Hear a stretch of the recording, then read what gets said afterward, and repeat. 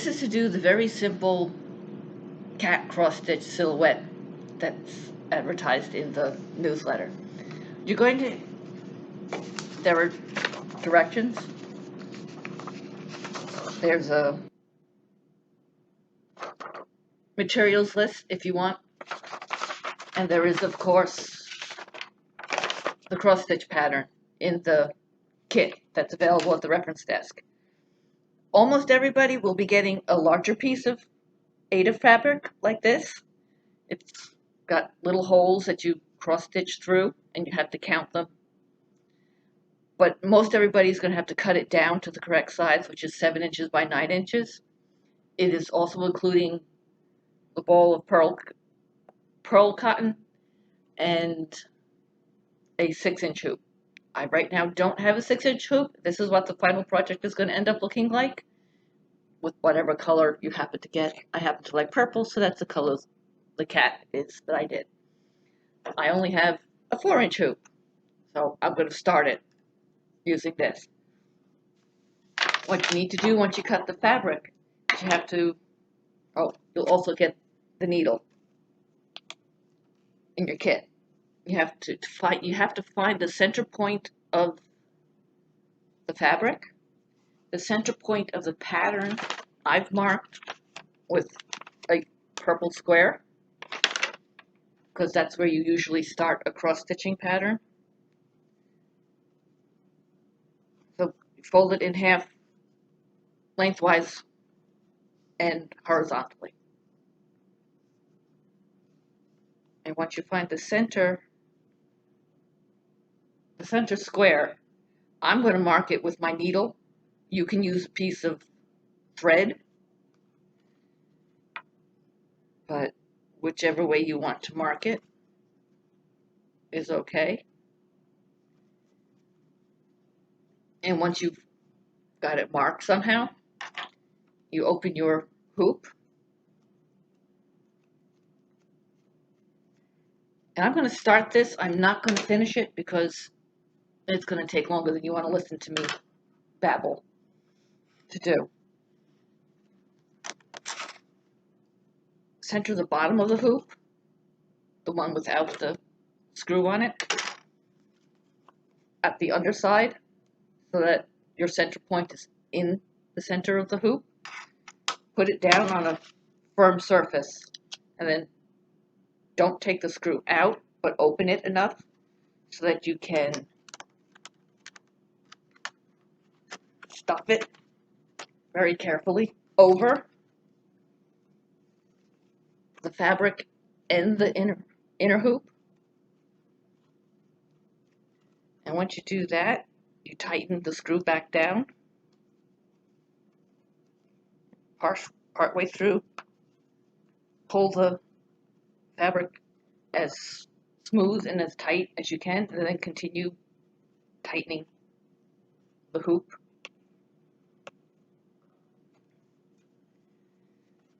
Then what you need to do is you need to cut a length of pearl cotton or embroidery floss, whichever, if you ever do this again. It's easier for you to use. I like embroidery floss more than I like the pearl cotton. You don't get the scissors. The scissors are mine. And cut a length about 18 inches because you don't want it to get too long because it will tangle. And then the fun part is trying to thread the needle. So, yeah, apparently I'm doing all this out of frame, for which I apologize.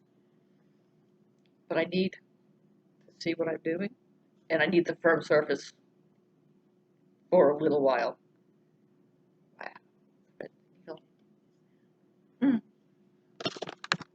I'll do this so that you can attempt to see me attempting to thread this needle. There we go. Got it. Now, in every cross-stitch kit I've ever done, they always tell you to not to knot the back of it, to stitch over the end of the thread. But this is so little, I would almost say, I'm going to show you how to not knot it first, and then truthfully just knot it. Because really picky people want the back to look as nice as the front. You're going to have to use this on a dark background so that you can actually see the holes in it. This is what they call an even weave fabric. And so it actually makes, you can't see it, makes little squares. That's what you're cross stitching over to make the little cross stitches. Make all the little X's that make up the pattern. So you take the, there we go. To start, when you cross stitch, all the bottom stitches need to go one direction and all the top stitches need to go the opposite direction. Because if you mix and match the two, it ends up looking really messy. So, to do it the way everybody says you're supposed to, you sort of pull it so it's not quite all the way through, and then hold it and back, so that you then very carefully cross stitch over it to keep it in place.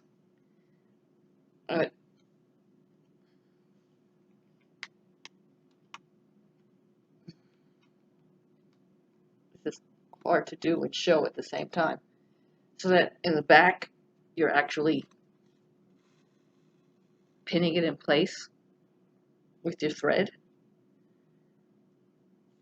But you also have to look at the pattern, because you're starting at this purple square and either counting, you can go left to right,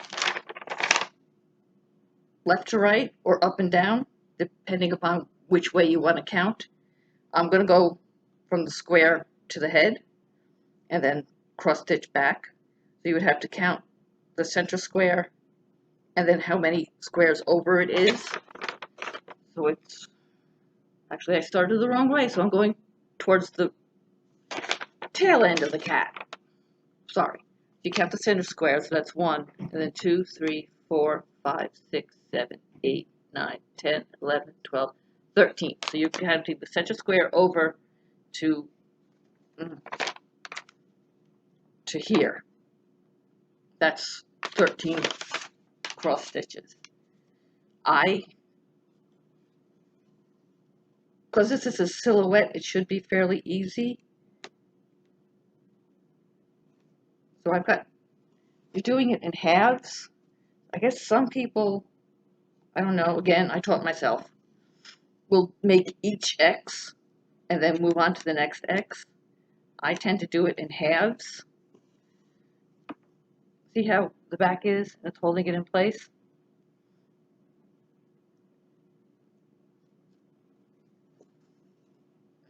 And then have to be careful because you'll tangle it if you're working too quickly.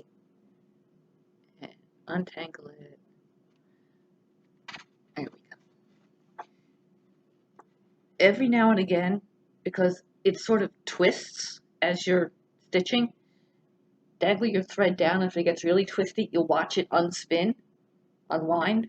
That way you stand less of a chance of doing what I just did and knotting the thread. 13. See how all of these under stitches go from top to bottom? From, what is it, right to left? Now you make the top stitches going from left to right. If you want to do it the other way, that's fine, so that the bottom stitches are going right to left, the top stitches going left to right. It doesn't matter which way you do it, just as long as every stitch is crossed in the same direction.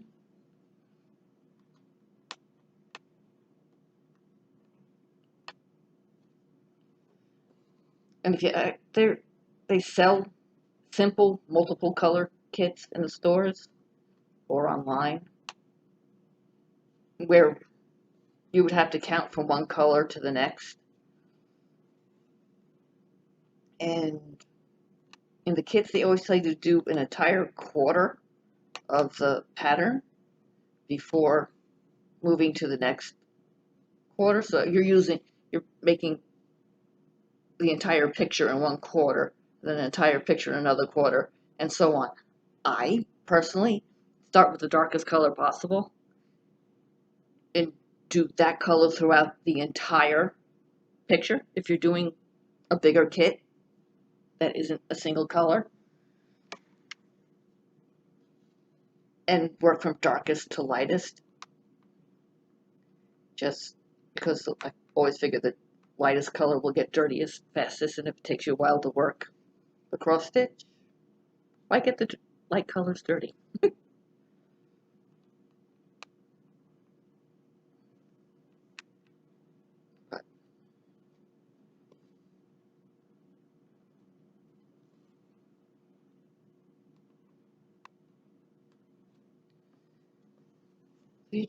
that's all that it is. You're just making lots of little X's on the little teeny squares that exist in the fabric itself. So you're not having to count threads, which is another way to do cross stitch, but I've never done it because honestly that just feels too complicated to me.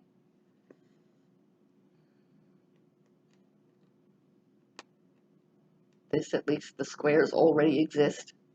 You don't have to worry about keeping everything even because it's an even weave and you've got perfect little squares to work with.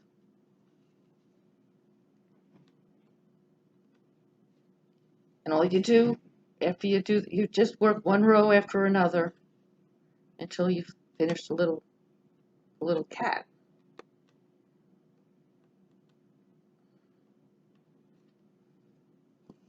Like I said, I don't have time to chatter and stitch the whole thing because it's fun, it's relaxing, but it takes more time than I have the ability to talk over.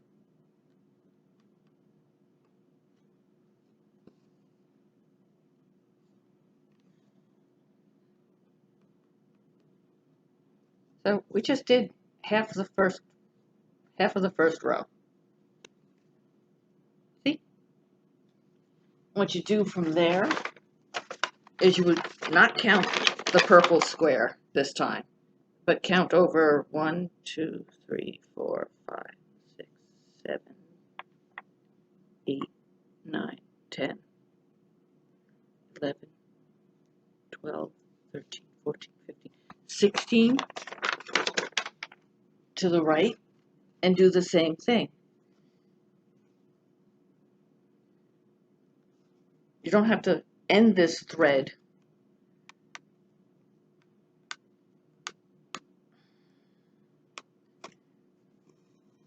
But you just do the same thing you just did.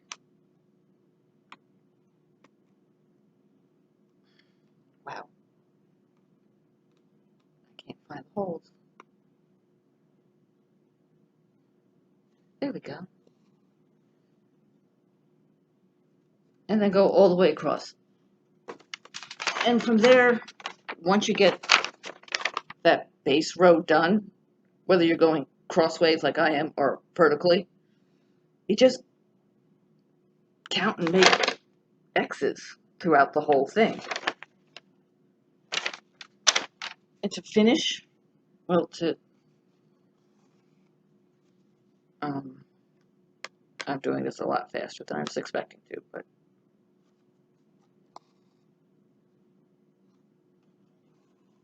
again, to end a thread,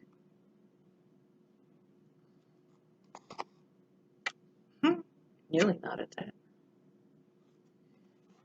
You're supposed to basically do what I did here, but you've got to tuck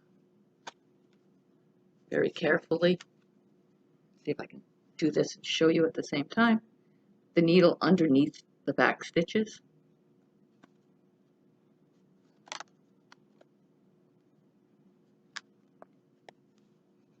Like here, like that.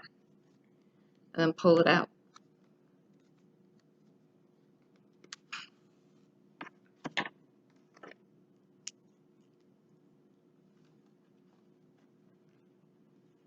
And of course, you end the thread after you've tucked it in by cutting it off. when you get up to someplace like the tail, it might actually be easier to just put a little teeny tiny knot at the bottom of the thread instead of trying to cross stitch over it so it stays in place.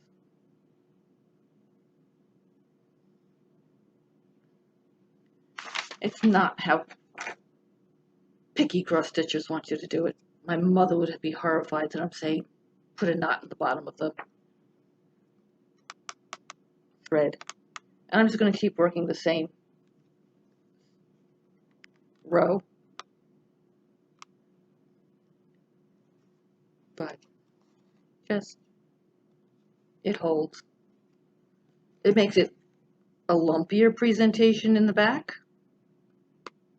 Then, yeah, I messed that up.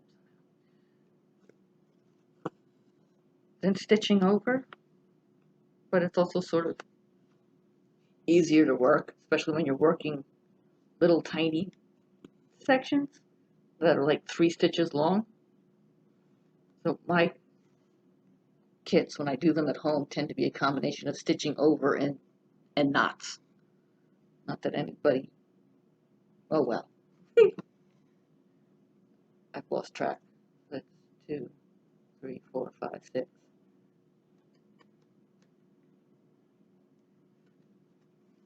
But once you start, once you have the center point worked, whether the center line work, whether you're going horizontally or vertically, you count over from there.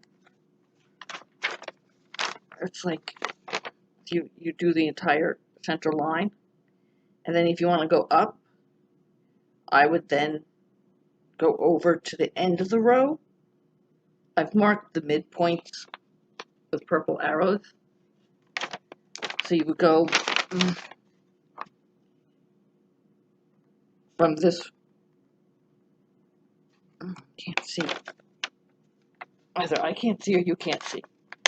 This row, you would go in 1x, 1 square on the fabric, and then cross stitch all the way over to, on the row above, 2 past what you just,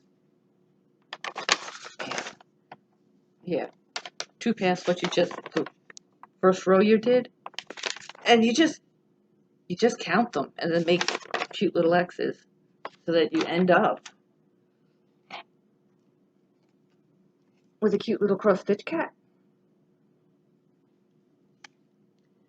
There are different ways to finish it off. You can leave it hanging in the hoop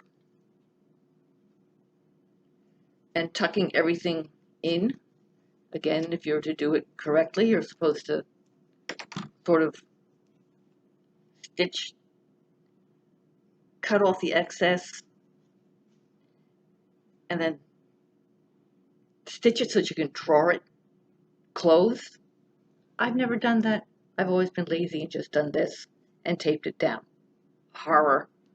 But that's me. That's it. I mean, it's really simple. And I basically typed out the directions. I hope you have fun and enjoy the little cross stitch cat. Thank you.